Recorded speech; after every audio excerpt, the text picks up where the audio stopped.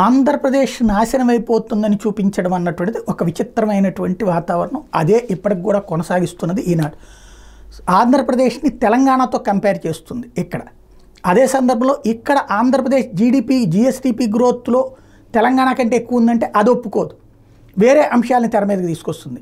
ఒక దాంట్లోనేమో ర్యాంకులు అంటుంది, ఒక దాంట్లోనేమో పద్ధతులు అంటుంది. ఎలాగ ప్రజల్ని మోసం చేయాలో అలా ఇంకా చేస్తూనే ఉంది.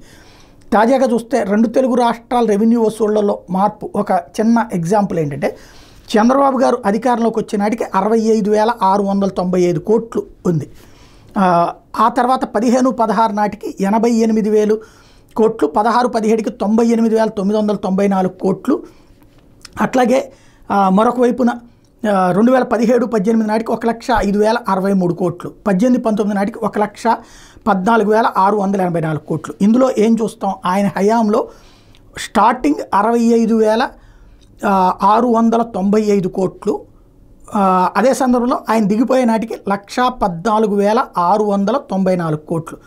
అంటే 48,995 కోట్ల రూపాయలు ఆయన హయాంలో ఆదాయం పెరిగింది. ఇది సహజంగా మనం లెక్కేసేటటువంటిది. అదే సందర్భంలో ఇప్పుడు ఎలా ఉంది అంటే, జగన్ వచ్చాక అది మొదటి ఏడాది 1,11,034 కోట్లు, రెండో ఏడాది 2020-21లో 1,17,138 కోట్లు, 21-22 నాటికి 1,50,552 కోట్లు, 22-23 నాటికి 1,58,282 కోట్లు, 2023-24 నాటికి 1,73,963 కోట్లు.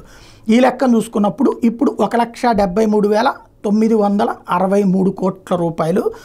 స్టార్టింగ్ 1,11,034 కోట్ల రూపాయలు. అంటే 62,000 కోట్ల రూపాయల 929 కోట్లు ఆదాయం పెరిగింది. చంద్రబాబు టైంలో 48,999 కోట్ల ఆదాయం పెరిగితే 62,929 కోట్లు జగన్ వచ్చాక రెవెన్యూ అన్నటువంటిది రెవెన్యూ వసూలు పెరిగినాయి. అంటే ఇది అభివృద్ధా నష్టమా?